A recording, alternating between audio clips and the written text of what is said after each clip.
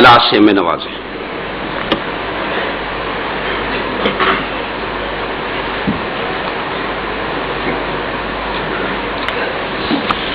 بسم اللہ الرحمن الرحیم۔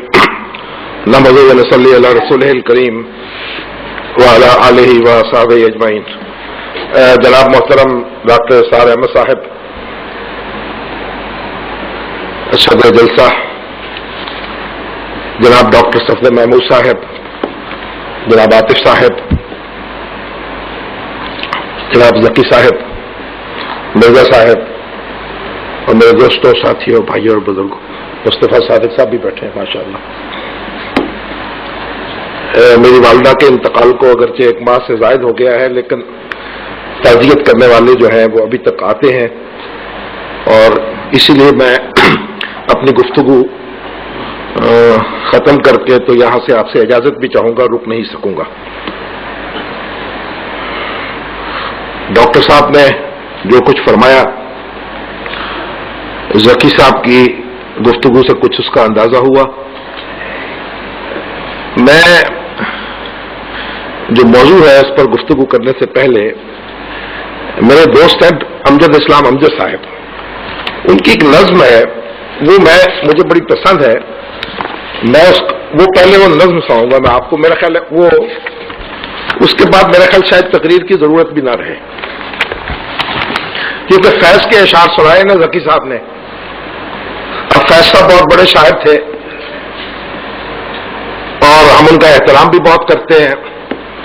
وہ پاکستان کے لیے پاکستان کا ایک سرمایہ بھی تھے، لیکن میں تلاش کرتا رہا کہ یہ جو بڑے بڑے شاعر تھے ہمارے، ان میں سے کسی نے کوئی ترانہ کہا ہو پاکستان بننے سے پہلے، کوئی تحریک پاکستان میں کوئی شعر کہا ہو، تو مجھے بہت بڑے بڑے شعراء جو ہیں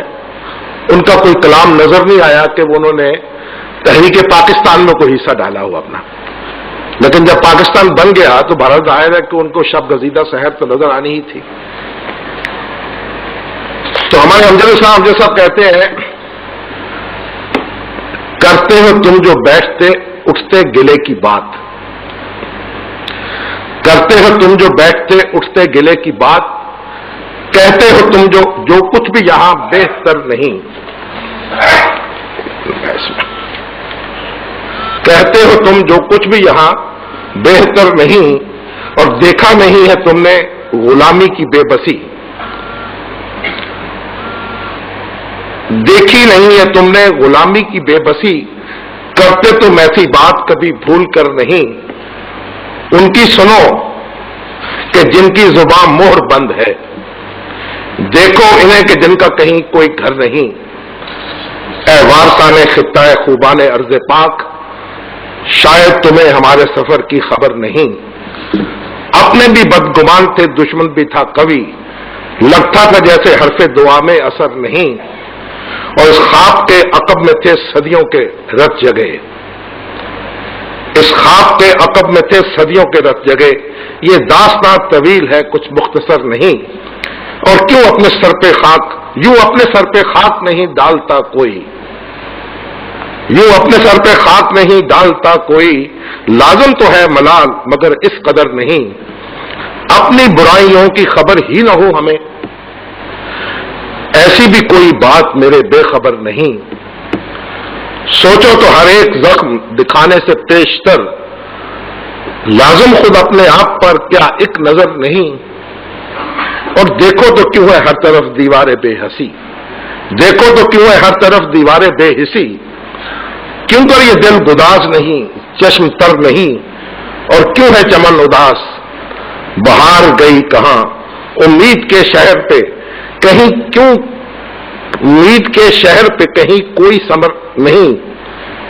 جذبوں کی تھے جو آگ اسے غیر لے گئے، یا خود ہماری راکھ میں رقص شرر نہیں، مانا بہت طویل ہے منزل کا راستہ، مانا بہت طویل ہے منزل کا راستہ، تاریخ جتنا لگتا ہے یہ اس قدر نہیں، اور تاروں کا کارواں ہے، تاروں کا کارواں ہے گرد و شکار ہے، حاصل ہمارے شوق کا گرد سفر نہیں، اور رستوں پہ گر نگاہ ہو اپنے پہ اعتماد، خوف خدا ہو ساتھ تو پھر کوئی ڈر نہیں، اور مل کر چلیں بھی ساتھ تو منزل نہ مل سکے، اور مل کر چلیں بھی ساتھ تو منزل نہ مل سکے، ایسا کوئی جہان میں دشت سفر نہیں۔ تو یہ جو آج کا موضوع ہے اور جس پر ہم بات کرتے ہیں تو پھر ایک موضوع سے کئی موضوع نکل آتے ہیں۔ پاکستان کی تاریخ بھی ہے، اس میں بعض چیزیں ایسی بھی ہیں، ابھی بیان بھی ہوئی ہیں، میں اس پہ اپنی بات بھی عرض کروں گا۔ وقت کم ہے، کبھی ویسے میں ڈاکٹر صاحب کا شکر گزار ہوں اور تنظیم اسلامی کا کہ انہوں نے اس طرح کی ایک سنجیدہ مجلس کا اہتمام کیا ہے۔ یہ مجالس جو ہے زیادہ ہونی چاہیے، اس میں کچھ سوال جواب کی مجلس بھی ہونی چاہیے، تاکہ بہت سی چیزیں ایسی ہیں تاریخ کی جو ہم بھول گئے ہیں یا ہمارے حافظے میں نہیں رہی ہیں، وہ ہمیں یاد رکھنی چاہیے اور یاد کرنی چاہیے۔ دیکھیے، ایک بات میں آپ سے یہ عرض کرنا چاہتا ہوں کہ مسلمان قوم جو تھی اس بر صغیر میں، ہندوستان اور پاکستان میں، جب آپ اس کی جدوجہد کی کہانی بیان کریں گے تو آپ کو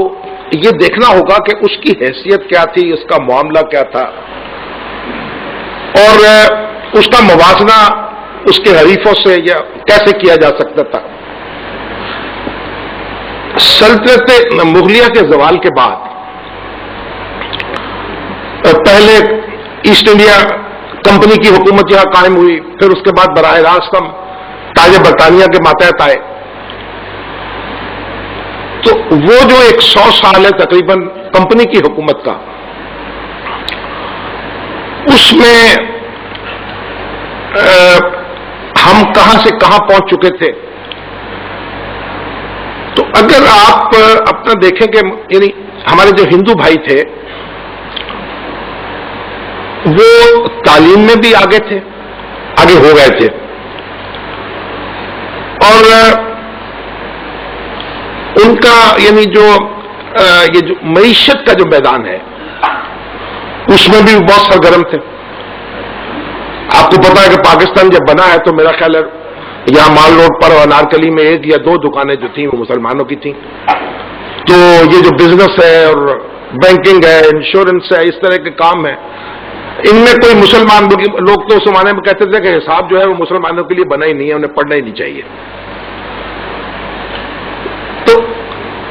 ہماری صورتحال یہ تھی کہ ہماری قوم کی جو قیادت تھی وہ یا تو بڑے ذمہ داروں کے ہاتھ میں تھی یا وکیلوں کے ہاتھ میں تھی، اور یا اخبار نویسوں کے ہاتھ میں تھی، اور آزاد پھر دینی مدرسے جو ہیں وہ اپنے طور پر وہاں سے بھی ہماری لیڈرشپ جو ہے وہ پیدا ہو رہی تھی، کیونکہ یہی وہ شعبے تھے جہاں کے آزاد جن کی رزق جو تھا وہ آزاد تھا، یعنی آپ آزاد پیشے انہی کو کہہ سکتے ہیں۔ اس کے علاوہ مسلمانوں کے جو بہتر نوجوان تھے، بہت سے جب پڑھتے لکھتے تھے وہ نوکریوں میں چلے جاتے تھے، چاہے نوکری چھوٹی ملے بڑی ملے، یہ کیسے نوکریوں میں کیسے گئے کیسے نہیں گئے یہ الگ کہانی ہے، میں اس پہ نہیں جاؤں گا۔ اس کے برعکس جو ہمارے ہندو یہاں رہ رہے تھے، غیر مسلم جو تھے،